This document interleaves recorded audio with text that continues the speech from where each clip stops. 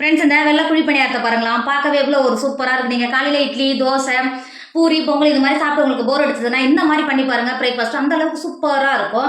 வீட்டில் இருக்கிற குழந்தைங்க வந்து பெரியவங்க வரைக்கும் விரும்பி சாப்பிடுவாங்க. நல்லா பஞ்சு போல் அந்த அளவுக்கு நல்லா சாஃப்டாக இருக்கும். பார்த்தீங்களா எந்த அளவுக்கு நல்லா சாஃப்டாக இருக்குது பாருங்க. கூட நீங்கள் சட்னி சாம்பார் குருமா அது மாதிரிலாம் பண்ணி கொடுத்தீங்கன்னா சட்டன் காலி ஆகிடும். டேஸ்ட்டும் அந்த அளவுக்கு சூப்பராக இருக்கும். இன்றைக்கி சூப்பரான வெள்ளை குழி பணியாரம் தான் செய்ய போகிறோம். எப்படி செய்யலான்னு பார்க்கலாமா? Hi friends, welcome to Kerala சமையல். இன்னைக்கு கேரளா சமையலில் வெள்ளை குழி பணியாரம் தான் செய்ய போகிறோம். வாங்க எப்படி செய்யலான்னு பார்க்கலாம். வெள்ளை பணியாரம் செய்யறதுக்கு இப்போ ஒரு பவுல் வச்சுக்கோங்க. 250 கிராம் கப்பில் 2 கப்பு பச்சரிசி சேர்த்துக்கோங்க.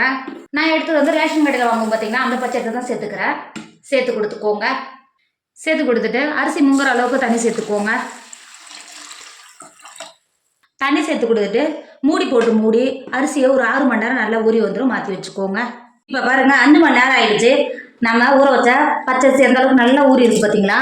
இப்போ ஒரு 2 டைம் நல்லா கழுவிட்டு தண்ணியை வடிகட்டி எடுத்துக்கோங்க. இப்போ பாருங்க 2 டைம் நல்லா கழுவிட்டு வடிகட்டி எடுத்துன்னு வந்துருக்குறேன்.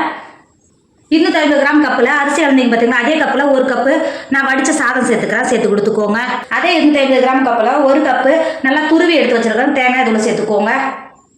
சேர்த்து கொடுத்துட்டு இப்போ ஒரு மிக்ஸி ஜார் எடுத்துக்கோங்க. நம்ம சேர்த்த சாதம் அரிசி எல்லாம் சேர்த்து மிக்ஸி ஜாரில் சேர்த்துக்கோங்க. சேர்த்து கொடுத்துட்டு அது கூடவே 1/2 டேபிள் ஸ்பூன் இன்ஸ்டன்ட் ஈஸ்ட் தான் சேர்த்துக்கிறேன். சேர்த்து கொடுத்துக்கோங்க. 1/2 டேபிள் ஸ்பூன் இன்ஸ்டன்ட் ஈஸ்ட் சேர்த்து கொடுத்துட்டு அது கூடவே 1 டேபிள் ஸ்பூன் உப்பு சேர்த்துக்கோங்க. சேர்த்து கொடுத்துட்டு 1/4 கப்பு தண்ணி சேர்த்துக்கோங்க. தண்ணி சேர்த்து கொடுத்துட்டு மிக்ஸி மூடி போட்டு மூடி இட்லி மாவை பார்த்து நல்லா அரைச்சி எடுத்துக்கோங்க. இப்போ ஒரு பவுல் வச்சுக்கோங்க. நம்ம அரைச்ச மாவை பவுலில் சேர்த்துக்கோங்க. இந்த அளவுக்கு நீங்கள் மாவு அரைக்கும் போது இந்த அளவுக்கு தோசை மாவு பார்த்து தான் இருக்கணும். மிக்ஸி ஜாரில் இருக்கிற மாவையும் சேர்த்து அரைச்சி எடுத்துக்கோங்க.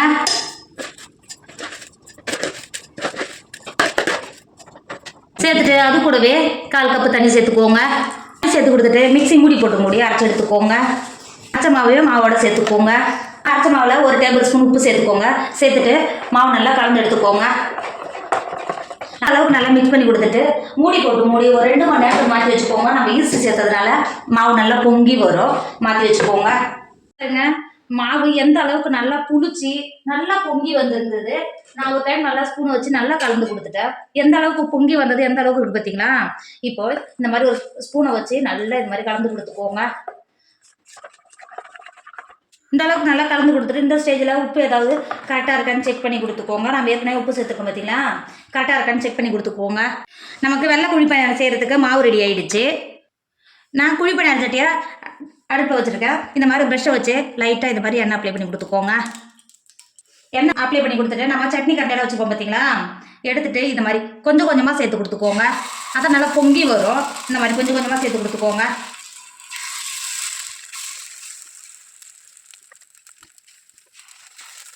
இந்த மாதிரி எல்லாத்துக்கும் சேர்த்து கொடுத்துட்டு மூடி போட்டு மூடி ஒரு 10 நிமிஷத்துக்கு வேக விடுங்க.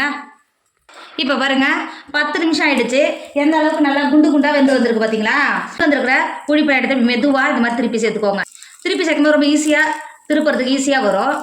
இந்த மாதிரி திருப்பி சேர்த்துக்கோங்க.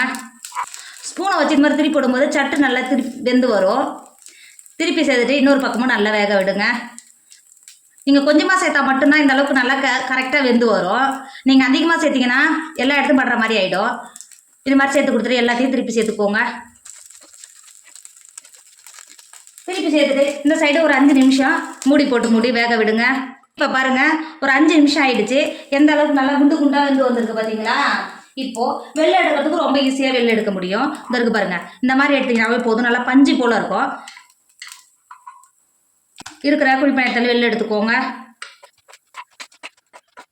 இருக்கிற குழி பணியாரத்தை வெளில எடுத்துட்டு இந்த மாதிரி திரும்பவும் லைட்டாக எண்ணெய் தேய்ச்சா போதும். அதிக எண்ணெய் தேய்க்கணும்னு அவசியம் கிடையாது. இப்போ திரும்பவும் நம்ம எடுத்து வச்சுக்கிற மாவை எல்லா குழியிலையும் சேர்த்துக்கோங்க.